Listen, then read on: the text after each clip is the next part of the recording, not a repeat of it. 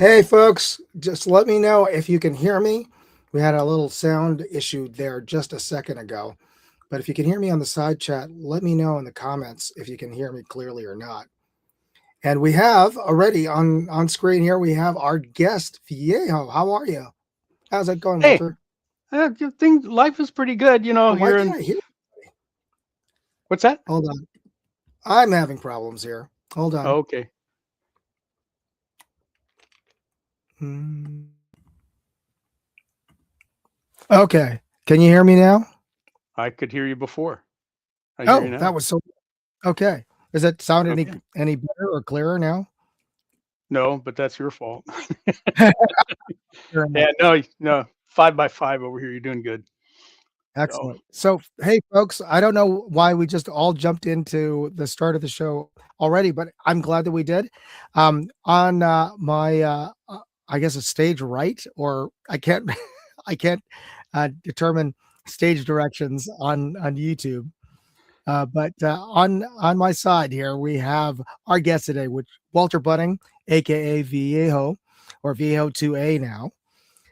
And Walter has been kind enough to join me today as my guest, partially because I wanted to talk to him about our various trips to Arizona, but also if you can hear my voice, I have not started smoking.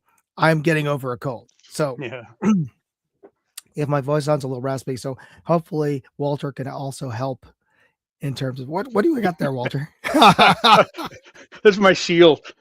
Yeah, yeah, definitely mask up, I suppose.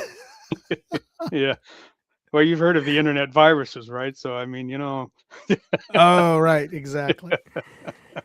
All right, everybody. Thanks for joining us there on the side chat. And before we get started, though, properly, let me just give our plug to our sponsors here, starting with, well, really, the primary sponsor of today's episode is Venice.ai, and they are a um, large language model chatbot that I use to help me write up my articles on my website and edit my articles as well as create images for thumbnails that I use, just like ChatGPT, Gemini, Grok, or what have you. But the killer feature with Venice.ai that nobody else has is their privacy settings, because all of those big name companies, ChatGPT, whoever, they hold on to all that information, all of our search queries, all of the search results. They track all that information and track it to you. So heaven forbid you ever asked it to do to an embarrassing question about some sores you happen to find somewhere in your body. That information you may not necessarily want other people to know about. Well, unfortunately, um, ChatGPT remembers all that stuff about you, and supposedly for your benefit, right? For your benefit. Well, Venice.ai is different because they don't store that information on their servers; they store it on your browser with cookies and whatnot, and your local cache. So you can go in to your browser and just purge your cache, get rid of all of that potentially embarrassing or incriminating searches. You can use Venice.ai. So use my link there, Venice.ai/Moondog for a free trial. Or if you like them, get 20% off their services, their monthly services using code Moondog. All right. So thanks to Venice.ai. And for our clue today, um, Vito, have you used any of these um,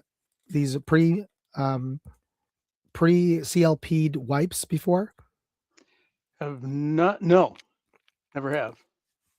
Super convenient. I was just cleaning off some Bear Creek Arsenal rifles today, Mhm. and yeah, I didn't have to get out that spray bottle of Oh, okay. of CLP.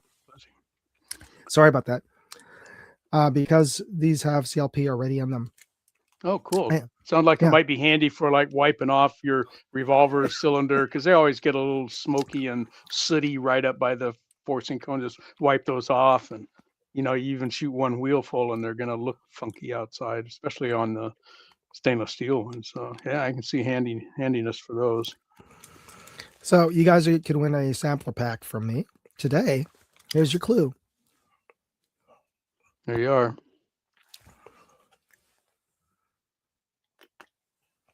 So sorry for those who might be listening to this. This is the logo of the company. You know who that is? Put a hashtag and put it in the side chat. There's one. All right. I don't know if I can make it through this show with this voice, but all right, let's get into some of the. I'll just quickly touch on some of the videos I posted up.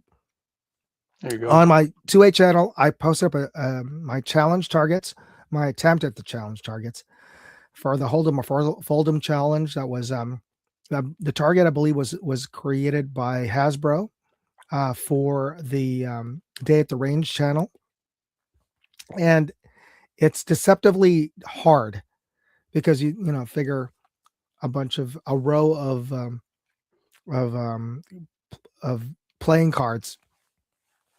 Not too tricky. It's not like they were like different places. They're just in a straight row.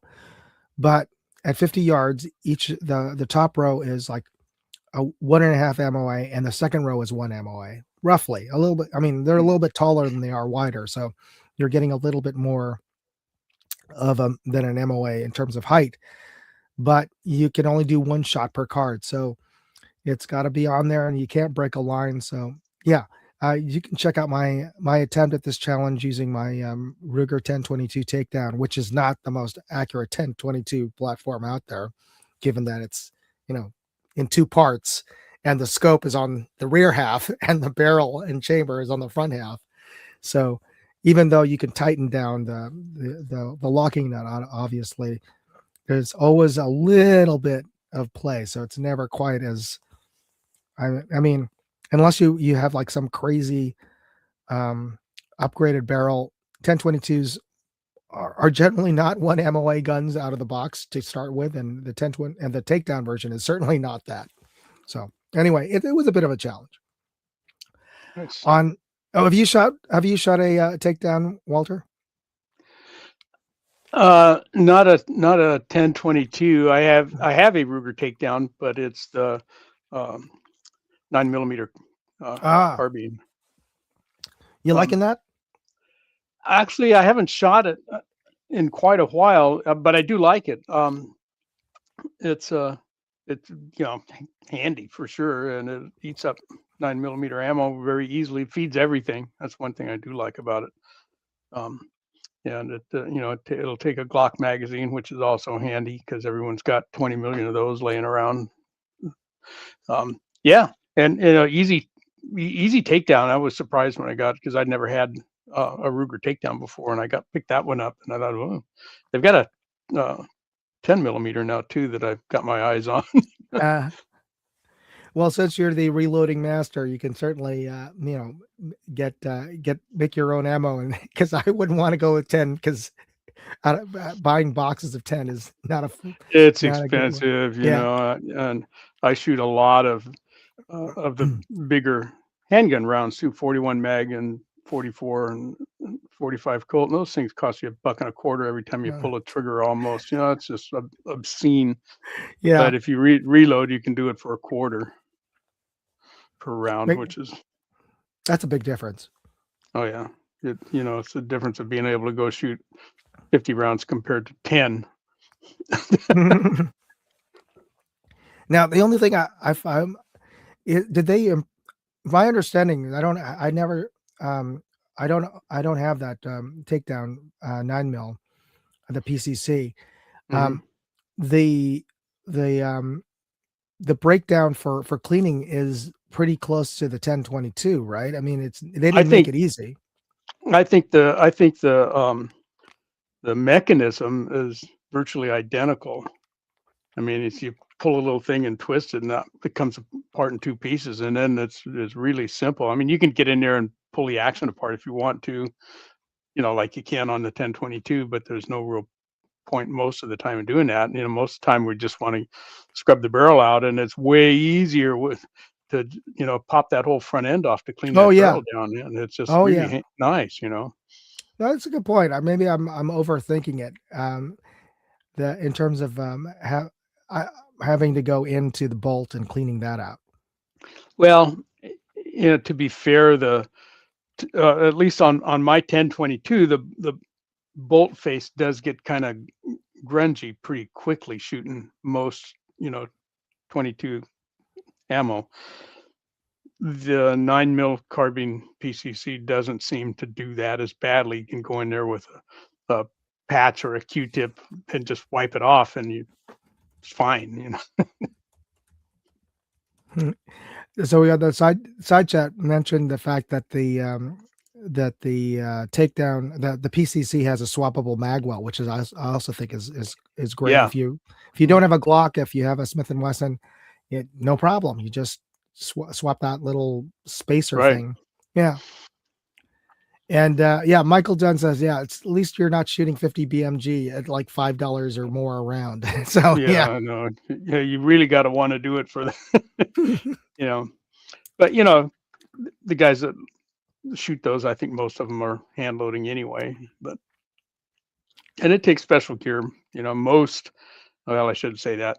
A lot of the standard single stage presses, the window in them is too short for 50 BMG. True. So you got to get a press that will accept a 50 BMG round that's got enough room in there for it.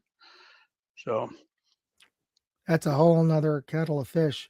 Yeah, gone are the days where you can get cheap milsurp for 50 BMG. Yeah, those days are gone. All right, let's move on. On my gadget channel, I post up a view of this tiny keychain EDC from Olight. It's only 50 lumens, which in my testing actually output more than 50 lumens. But I was how long do you think it was? This thing is like smaller than a chopstick. How long do you think the runtime is on this, Walter? What's it got for a battery in it? It's a rechargeable. It's a rechargeable. Okay. Yeah, one of the cool nifty things is the hasp, the part that fits onto the keychain. That's the actual USB plug. Okay. Yeah, so if you take it off your keychain, you can just plug the whole thing directly into cool. your computer. Well, with that low of an output, although it's not all that low, really. I don't know. Can you get 100 hours out of it? 100 hours. That's pretty good. I don't know if it's 100 hours, but I actually gave up. After about 4 hours, you said forget it.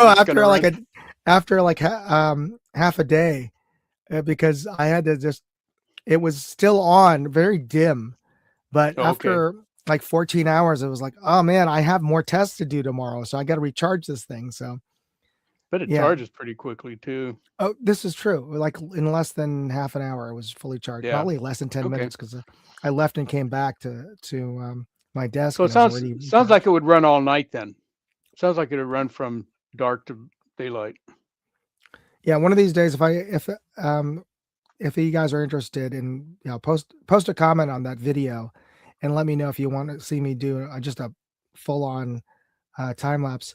The other thing is when I did a time lapse, I don't know if it's my camera. It's been giving me problems with after about 10 hours. Sometimes it will just randomly stop. And I thought I checked the memory card. It was not full. So it may be something wrong with the camera. It's overheating or something. But yeah, so I've done like 4 attempts at doing the full length time lapse, but I have not been successful until the very last. But even then, I had to give up. Oh yeah. The camera won't accept an external power supply. Oh, and I did. I plugged it in, but I put it on over by the window because I thought maybe I needed to bring it at least indoors out of the direct sunlight. And it still didn't fully. I think, yeah. Anyway, my own problems. I'll figure it out. I know electronics. They never play fair. No, they're great until you use them. What cameras do you use, Walter? Well, most of what I do is done with a couple of GoPros. Way long time ago, I bought 2 GoPro 8s, Hero 8s, and they're just about done for. And finally, one of them got to the point where it would just randomly quit for no apparent reason. Battery was good; it would just shut itself off. And so I bought a 13, which I use now. The 8s were so old, there's no front view window.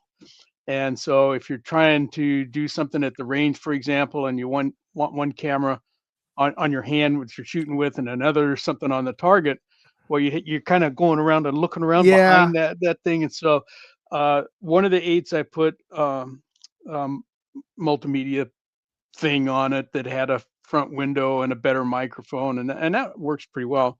But then now the 13 that I have has a nice front As a window, and I little, don't. Yeah, it's small, but you can at least see what you're shooting. When the camera's pointing at your face, and so that's what I use. And also, um, yeah, iPhone. same. The camera on this thing is incredible. It's got better zoom on it than the GoPro. Yeah. So that's my target camera, and clear down to 50 feet. You can pinch zoom that thing up, and it'll function as a pretty darn good target camera.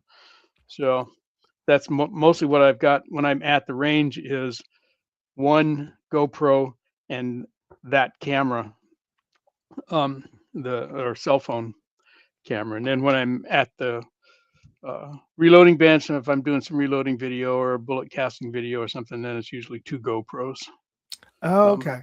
two GoPros. One of them I'll show right at the pot where the alloy is running into the mold, and another one at the spot where I'm dropping the bullets at, so folks can see what's going on right at the pot, and they can see what the bullets look like coming out of the mold. And then, of course, you got all that editing stuff to do. Editing takes more time as you well Yeah. know. I'm sure.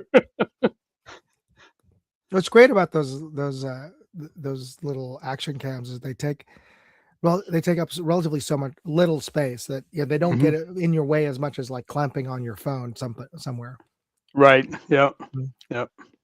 So that's what I mean, actually, I would say that's what I've been using, but that's pretty much what I've always used for my most recent uh, YouTube channel, which is I think I've been up there about 3 years on 4 years on this one now.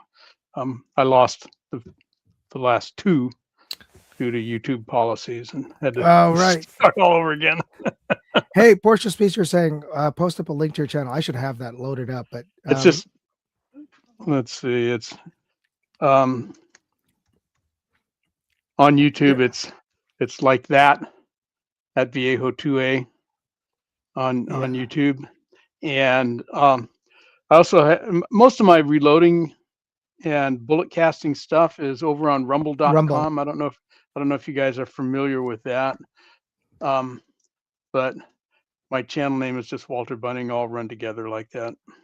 And if you type, go to rumble.com and do their search, for my channel name, it'll come up. It's Yeah, easy to find. I don't know what got into YouTube, but they shut down so many reloaders channels over the last couple of years, Yeah, and it's they're not. just not in favor. Yeah, You know, yeah, we got another place to go, and there's other venues, as most of you guys know too. Rumble was kind of one of the first ones that I ran into that said, yeah, we're not going to exercise all these crazy censorship stuff. They do censor some things.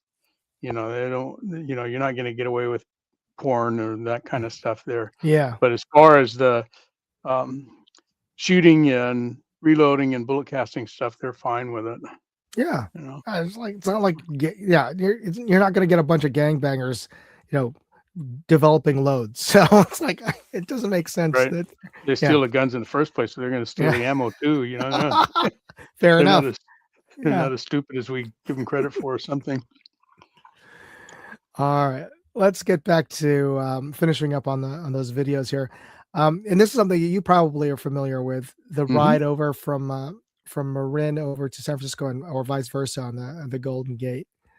Yeah. Beautiful. If even when it's not beautiful, when you the weather coming in with the fog, Mm-hmm. it's still sort of an epic experience, whether you're walking across or riding across. Mm-hmm. It's one of the most iconic places in the country in terms of a riding experience. You've done that quite a few times, I'm guessing. Oh, certainly, and and it's just a majestic bridge. It looks so simple. It's not all brick and that kind of stuff.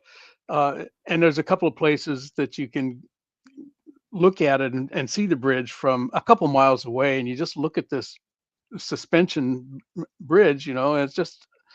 It's beautiful. It's a beautifully designed bridge, and gosh sakes, it's held up. Maintenance is continuous on it, and Moondog and I grew up more or less in the same area. I grew up down in Gilroy, California. It's about Well, 70 miles south of the Bay well, Area. we're So we're on the same side of the country. I grew up much further south. We're closer to where you live right now, and yeah, since I grew up in Southern California. yeah, and so from Gilroy. When we were little kids, my mother used to like to go to San Francisco to shop, and she'd go 2 or 3 times a year and take us little kids up there. And back then, the city was gorgeous. It was like Disneyland, to walk around in San Francisco at the big buildings and stuff. The little piddly town of Gilroy at that time had 10,000 people or something, and Oh it was my a big goodness! deal. Yeah, yeah. Garlic capital of the world. Yep. In fact, summers I worked in I worked in 2 different garlic processing plants there in town, and after school and in summertime and stuff. And the big deal, Uh, a lot of the economy was based on that one particular crop, although they grow a lot of other stuff up there too in the Santa Clara Valley. mm-hmm. And that what we're talking about, Santa Clara Valley, is kind of San Jose down, not quite all the way to Salinas, California, but it's that area. It's still a beautiful drive, and I prefer going there when I have to drive down to Southern California than going over the Livermore route. Oh yeah. All right. Let me move on. Oh, I forgot to mention. So the reason I had that photo up is because on my travel channel, Moondog Go, I've been posting videos from my weekend. It was a trip over to Sausalito, and I had some time lapse footage of the drive over the Golden Gate, as well as around Sausalito, which is a pretty seaside town just on the other side of the Golden Gate Bridge from San Francisco. Yeah. All right. So here's another clue. Here's for those of you who are listening who don't need a visual clue. This brand is a gas and oil brand and is the US subsidiary of a British Dutch energy multinational corporation, which is actually one of the largest companies in the world. And it actually, I think the actual name is Royal Dutch, but the majority, I mean, it was a merger of a Dutch oil company and a British oil company, but the Brits had slightly more shares. So it's technically a British company, even though it's called Royal Dutch blank. And it's one of the largest petroleum companies in the world. And as we'll get into at the end of the show, it actually owns a couple of other well-known oil brands that I was surprised I didn't realize they own those brands. All right. So the reason I asked Walter to be on the show is because he mentioned that he had, when I posted up some videos and some photos of actually not videos yet, because I'm still working the videos, talking about editing earlier, Walter. Yeah, how it takes a lot more time. I still haven't gotten to the videos that I filmed in Arizona. Oh boy, but yeah. And I knew that you used to ride a lot before your accident. And you mentioned that you had, when I showed photos of the Grand Canyon, I asked to see your photos, and you're so kind enough to share. So I wanted to, folks, I wanted to share Viejo's video that he posted up. Is this on YouTube, by the way? This video on your channel? Yeah. It might be private. Okay. I'll go. Can I do that from here? Let's see. It's okay. I mean, I have it loaded up here, so I'll play it as long as you're cool with it. Okay. Yeah. Yeah. Oh no, I'm cool with it. Yeah, I just I don't know if we can link to it, but yeah, no, because I sent it off to Oh you. yeah, Yeah, just go play it from there. post the link on the side chat while I hit the play button. Okay.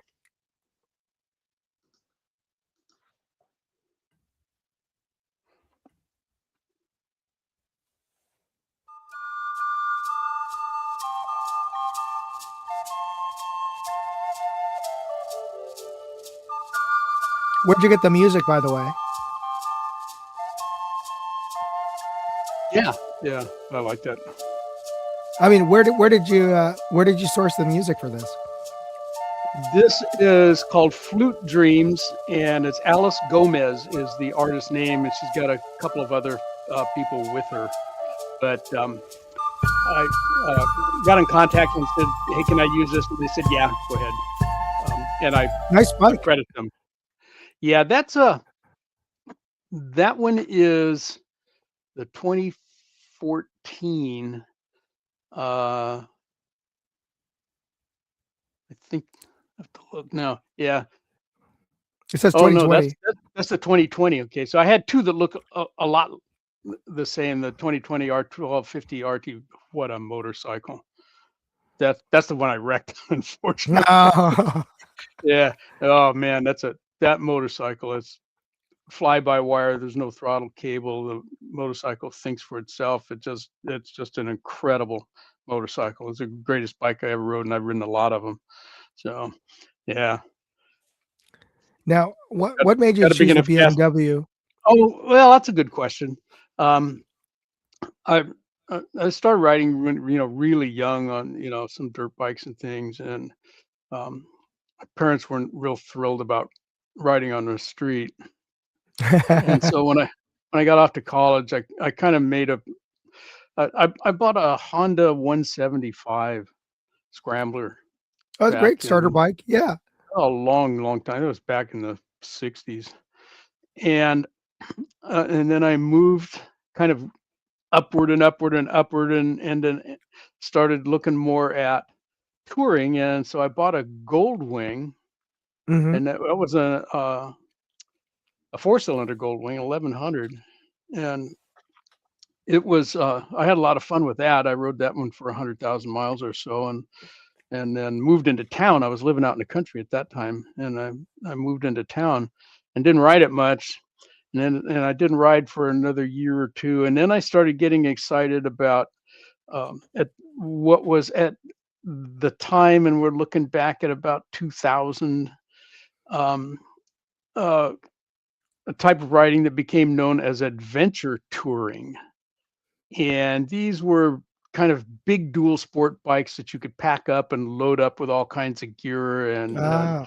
they could function off road to an extent, but they would also handle the highways as well. You know what dual sports are, right? No good on the road and no good in the dirt.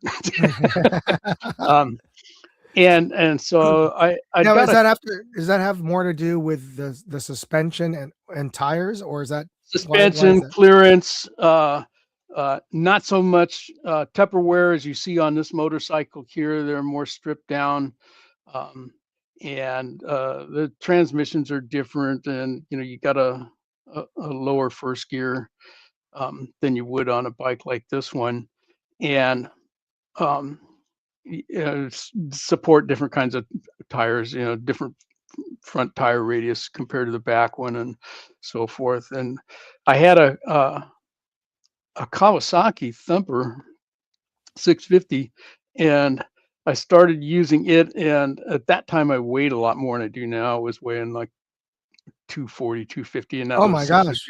yeah, that bike wasn't cutting it. So there was a fairly new edition of the BMW uh, GS line, and they had been making that line for decades, and uh, they came out with um, a 1200 cc GS that was oil cooled, as compared to most of the original boxer motor BMWs were air cooled. Yeah. And so they came out with this R1200 GS, and I went, was actually over at Fresno, was the nearest dealer at the time. I don't know, looked at that and asked the guy, I said, "Hey, could I get one of these?" I already had another touring bike. He said, "Yeah, get on it, take it for a ride." And I did. I popped a couple wheelies in the parking lot, took off, came back. I said, "Okay, this one's going to go home with me." And I did, and I rode that bike clear up into the Arctic Circle and back and down into Wow. Mexico. I rode that thing. I rode it like I stole it. Let me tell you, that was quite a motorcycle. In fact, after I got back from the Arctic, I had an earlier version of this one that you see here. I had an R1200 RT as well, and I sold that. I said, "Man, I can do anything on this R1200 GS." GS is, what does that stand for? It's German, Landstrasse, I think, which is like field and road or something like that. Oh, Anyway, okay. Itchy Boots. I know who Itchy Boots is, Porsche, but I can't say I follow him. But anyway, and at the time, and I still am, connected with a group known. It's an international, mostly online internet group known as the Adventure Riders, and they're 100,000 strong. And Wow. it was originally set up for the BMW GS riders.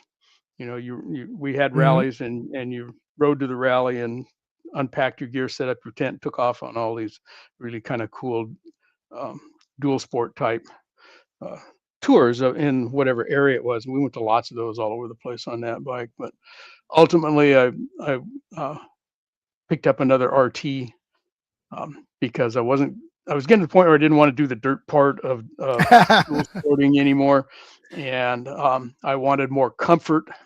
You know, I wanted heated seats and heated grips, and better padded seats, and more storage room. You look at the storage on this bike, man. Oh yeah. I mean, you could take the living room couch with you on that thing, and it was great. It was, satellite technology was built into it, and just great motorcycles. And that's the third 1200 RT that I had. This one was 1250. That one, when they got up to this level, they're now partially water cooled as well as oil and air cooled. So they run pretty cool. You can ride through, you can see me there heading where I'm headed, but you can ride through Death Valley on one of their hot days, 100 plus degrees, and the Harley Davidsons are off on the side of the road. They quit running, and you just keep right on going with this guy. Can really deal with the heat. No, that's something to consider. Yeah. All right, so let's see the rest of the video, and feel free to narrate and comment about what's going on.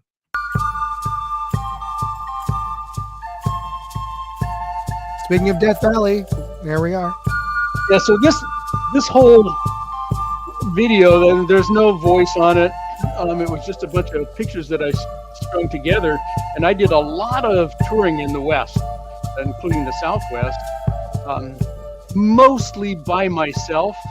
Not always. I had a couple other buddies that would go with me once in a while, and every summer I would take I would make up a themed ride of 5,000-10,000 miles, something like that. And I did one that I called the Canyon Crusade, and I went to all of these places: Chaco Canyon, Grand Canyon, all these different canyons all over the Southwest. So this was my Monuments Man tour, all right? And for years I had just ridden right past all the national monuments, and just because I was headed somewhere else, and I'd never been to more than one or two of them. So I strung 10 or 11 of them together and said, all right, I'm going to go hit all of these ones that I've just been riding by. And that's what this is all about. Chiricahua National Monument is quite a place to go see. Oh yeah. It's an amazing, those hills over there are called the Dragoons. And Cochise is buried over there somewhere. No one knows exactly where he is, but everybody who's ever watched an old Western, Cowboys and Indians movie has heard of Cochise. Yeah. And that's his territory there. I can totally understand why nobody would ever find him. Yeah. And this are these Anasazi? Not really. These are Puebloans. Oh, Pueblo. Okay. And El Malpais, that's up in the northwestern corner of the state. Petroglyph National Monument. These are just all really cool places. Most of them you can do not quite as a drive-by, but come in and spend a couple hours and see most of what there is to see there. There's some exceptions to that. Some of them you can camp at, some of them you can't. Chiricahua is kind of way down in the southern part of Arizona.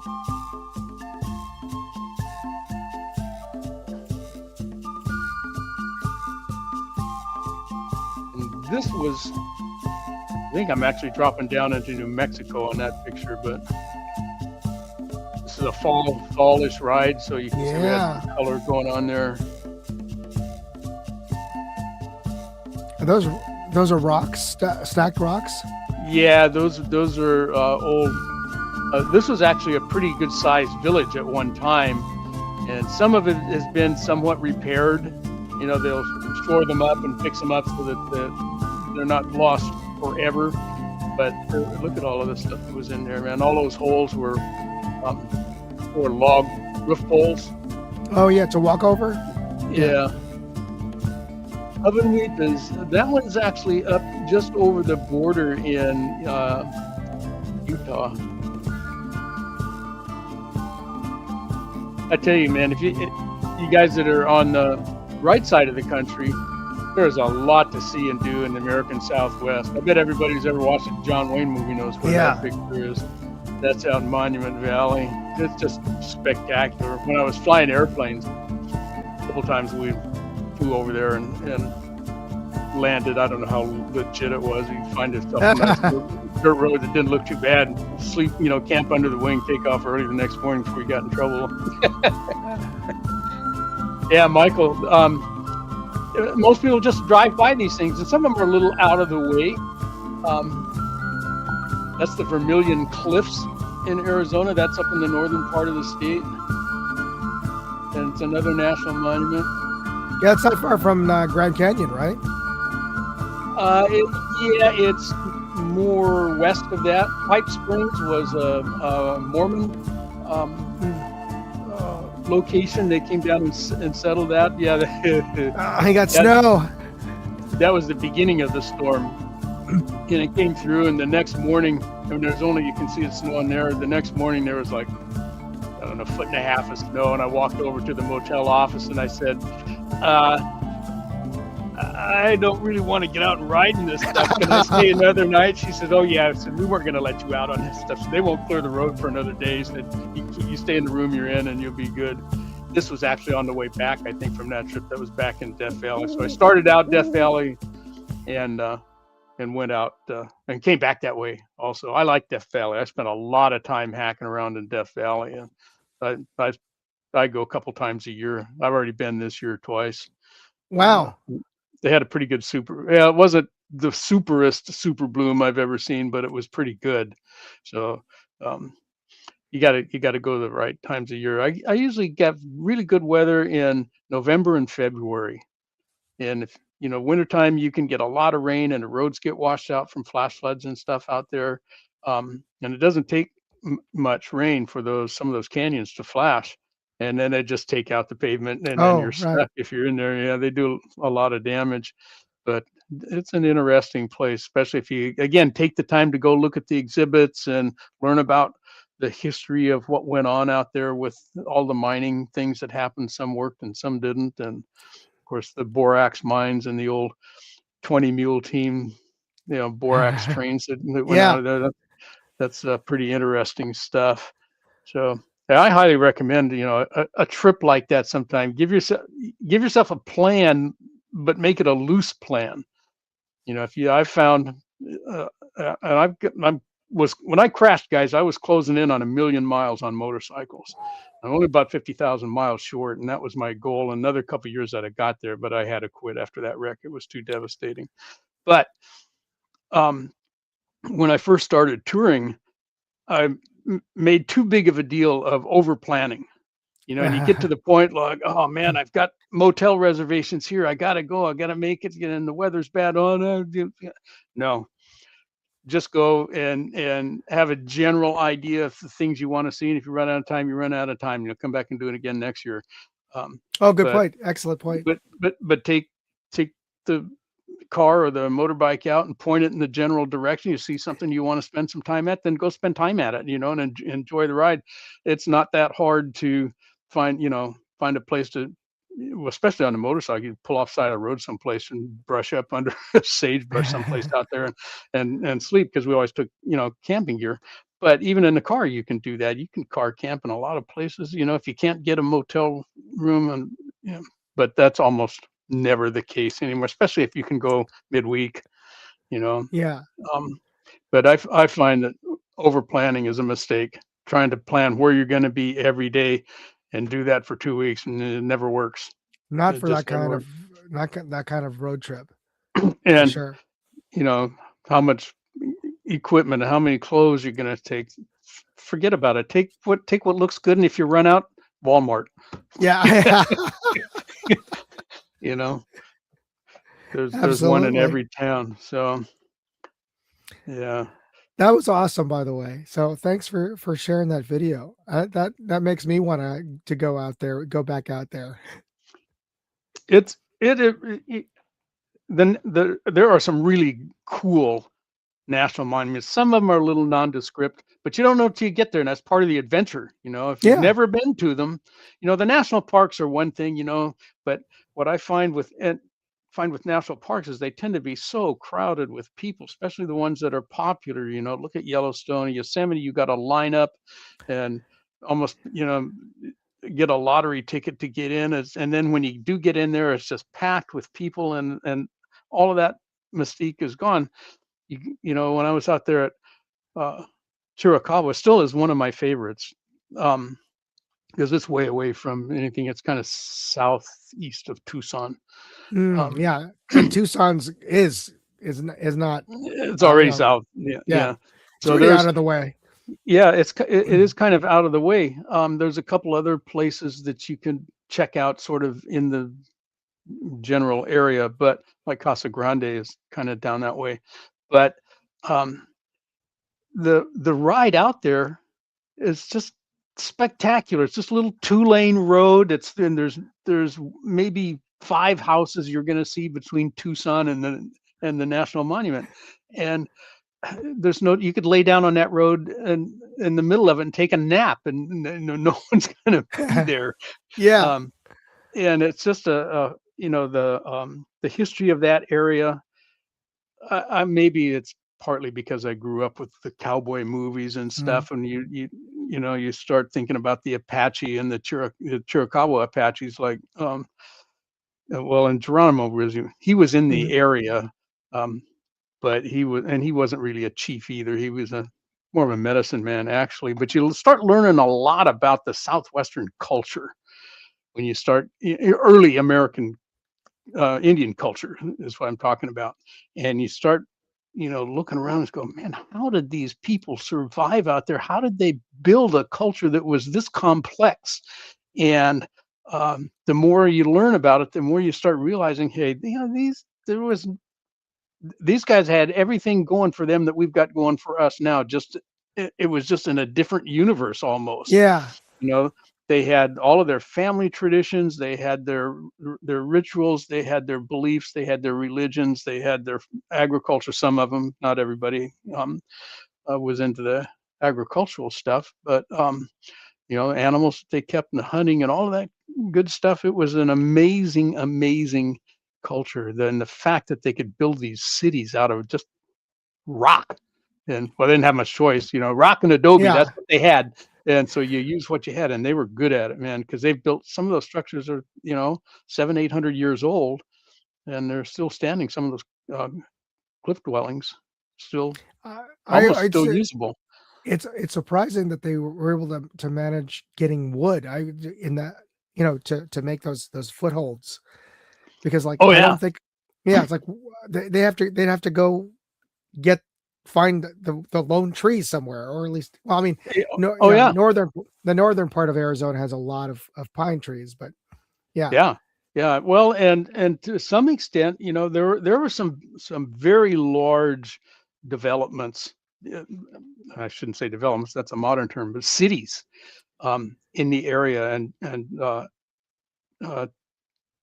Canyon de Chelly is up in the north northeastern part, along the northeastern border, and it drops. There's a road that goes out of it's an Indian road. Indian Route 13 goes kind of between Canyon de Chelly, and that spelling is Dechellley. It looks like Canyon de Chelly, but it's French, or I don't know what language it is, but it's Canyon de Chelly, and that's worth visiting. You go to a place like that, it's Navajo and Hopi country up in there, and you get a hold of one of the local Indian guides, and you get on um, they've all kinds of different SUVs and buggies and Jeeps and all kinds of stuff. They'll take you back into the canyon, and it's really cool to go see this. Well, Oh, it's another good one to go visit sometime. There's a couple motels, including the Holiday Inn, right there, and so you stay there overnight, and you walk in and get your room, and then on the desk there's going to be a brochure with a whole bunch of different local Indian people. There's a Unimog or two that you can climb uh, on and go back up in this canyon, and it's just fantastic. And you're looking, how in the name of heaven did they build those structures up there? And once they built them, how'd they get up and down?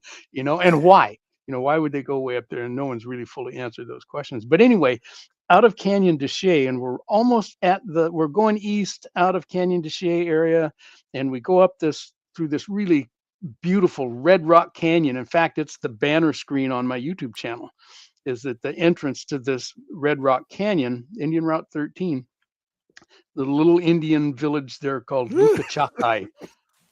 And out of excuse me. Lukachakai, you go up over this thing and you get up to the top of it, and you're looking down at Shiprock, New Mexico. Mm. And Chaco Canyon is in that vicinity of this big, huge shiprock structure, not a structure, rock out in the middle of no place. Looks like a ship from a distance. But Chaco Canyon had it was like a hostel / religious center / trade center. They had a great house there. It had something like 400 rooms in it. It was huge. And all of these old pathways are being found with LiDAR technology now it's like, Oh, right. Yeah. satellite, um, uh, Because all not, those old it's not trails would radar, be but overgrown. Yeah. oh yeah. But they're finding us, and man, all roads used to lead to Chaco Canyon. it was pretty neat when it's kind of a sandy road to get out there. You don't want to do it in a sedan. You need a pickup or something. I, when, when I went there, I was on that R1200 GS that I was telling you about, and I rode out there, and it was sandy. I had all my gear. The bike was packed up pretty well, and it was 6 inches of sand or so. It wasn't horrid, but it was enough. You had to know how to ride sand on a two-wheeler. And I get 2/3 of the way out there, and I might even have been in that video. I don't think it was, but no, it was on another tour. There's Mhm. a river going across, and there's a big sign there that says, "Don't attempt to cross this river if there's water in it," because it's going to be Okay. sandy and stuff. And so I kind of said, "What sign?"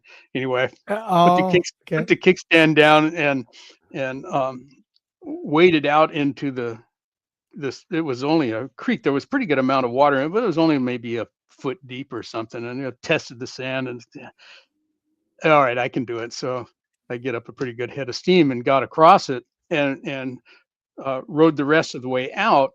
and there was a caretaker kind of guy. There's nobody else out there, and he says, "How'd you get out here?" I rode the motorcycle. He said, "You didn't see the sign?" I said, "No, I didn't see any sign." He said, "You saw the creek? You had to have seen the creek." Yeah, we ride through that stuff all the time. Lying through my teeth. He said, "Well, you're here now." He said, "But the park ranger guys got stuck in that water yesterday, and that's why they're not here today." Well, so this guy says you can camp anywhere you want, and some of the campsites are right up inside some of these old ancient structures. Wow. These stone stacked rocks. I said, "Oh, okay," and and then he says, "There's nobody else out here. There's no, no nothing here. I hope you're pretty much self-contained." I said, "I am." He says, "You don't have any whiskey on you, do you?" I said, "I do," and I did. And he was a teacher from, I think, Idaho, and he would drive down every summer and be the camp host guy there all summer long. Well, he was also an amateur astronomer, and the park people had built him a concrete base for this huge telescope. And because there's no light pollution out there, you are way away from anything. And he says, "Well, I'll tell you what," he said, if you'll share that bottle of whiskey," he said, "we'll fire up this big scope and we'll sit out here under the stars and tell lies to each other, and I'll show you about the sky." What a night that was. And then I'm That camped in sounds this awesome. 700-year-old structure, or maybe older than that. Oh yeah. Boy, oh boy. So that's the kind of things you can get into. You get out and don't be afraid to go tour around and let adventure lead you by the nose and see what happens. But There's Porsche, nothing Easter quite says like. LiDAR. Yeah, so LiDAR has done amazing things for archaeology for sure. Yeah, especially Central and South America. There's all kinds of cultural stuff that's been uncovered with that. The stuff that's been so grown over and you can't see it from the air. And especially in the Amazon. Yeah. Right. All right, I got to have you back to tell more stories of these trips, but let's wrap things up for today. Okay. Let me bring some we have on stage, and there we go. There it is. Wanted to before we get into the giveaway that we're going to do today, we have 3 entries, only 3 entries. Okay. I wanted to call out Mad Hat Jerky. Great, clean jerky in terms of the ingredients. Very, very clean in terms of high quality meats and just spices. And he has such a wide variety of different flavors. Everything from black truffle, which I love, teriyaki, which is pretty standard beef jerky, all the way to super crazy hot. With Carolina Reaper pepper kind of beef jerky. You can get 15% off. Use my code Moondog and help support a fine young man, Matt. He started this when he was 11 years old, and it's a whole family run operation out of their home and workshop in Pennsylvania in Amish country in somewhere near Hershey. So use my code Moondog, Mad Hat Jerky, and use the QR there to get to their website. And I also have this month a 5% off coupon code from Anarchy Outdoors, and they were guests on a few weekends or weeks back. And you can use code Moondog2A to get 5% off anything at the Anarchy Outdoors website. And finally, our prize sponsor today is ClipTech, CL1P tech.com, and you can get 10% off any of their products. And of course, you have a chance to win a sampler set of their CLP cleaning single-use wipes. They're super easy. Just tear the pack out, take this wet wipe, and it's just all CLP, and you can clean and wipe down and protect and lubricate your firearms. And it's a denser material on the wipe than sort of like your wet wipe or baby wipe stuff. So it really clings on to fouling. And use code Moondog2A to get 10% off this month. All right, so let's get into the contest. Just want to let you know that it's the last week for my contests that are on my website. Go to moondogindustries.com/contest. I've got two different contests going on. Oh, they've got the it's the Mac. Yeah, it did the balloons because I had the two fingers up. Yeah. So you get a chance to win a magnetic laser bore sighter or a scope. So go to moondogindustries.com/contest for details on both of those contests. And we'll be drawing the winner sometime next week and the week after. All right, here's your final clue for the name of the brand contest. This brand is a sea mollusk themed name. It's an oil and gas brand. It also owns Pennzoil and Quaker State. I didn't know. It's like, wait, I thought those were two competing brands, but apparently, well, I mean, they are, but that they own both of those. So that's just kind of wild that they own both of those brands, and they own Jiffy Lube. So if you know this mollusk named oil and gas brand, put a hashtag and put the name in the side chat, and you'll be automatically picked up by the software. All right, so we have you got a 1 in 3 chance of winning right now because we have 3 entries. So let me bring that up. And all right, can you see this, folks? Because a couple of weeks ago you couldn't see the giveaway screen. So I just want to make sure everybody can see the giveaway screen. If you can, let me know in the chat, on the side chat, if you can. Yeah, okay. So I'm going to hit the draw button, and the deal is whoever gets picked, send me an email with your name and address where you want the prizes sent. All right, Walter, give me a countdown, and I'll hit the button. All right, here we go. On 3, 2, 1. All right, there we go.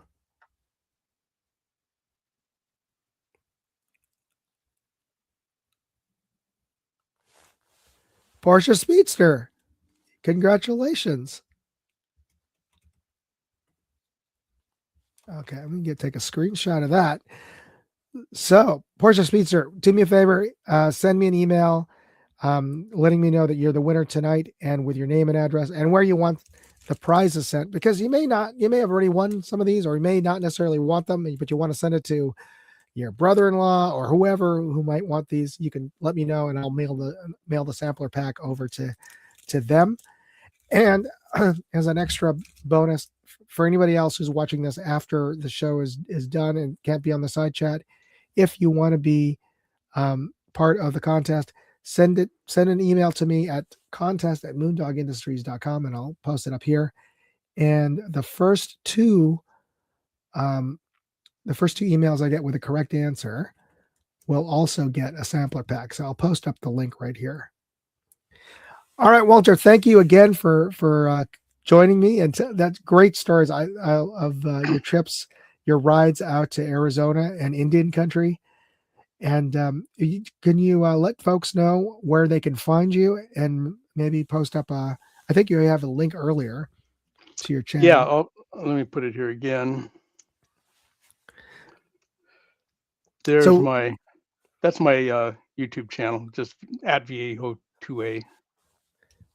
So look for Viejo stuff on YouTube, and if you're into reloading or casting your own bullets, he's got some great videos over on Rumble. Where can they find you there? Also at Viejo 2A? No, it's just Walter Bunning, just like that. All one word, okay. Run together like that. Easy to find. All right. So check out Walter's stuff. Great videos. And again, thanks, Walter, for joining me as a guest and helping me talk when I can't talk. And thanks to everybody on the side chat. All right, everybody. See everybody out there. See you next week. God bless. Moondog and Walter out.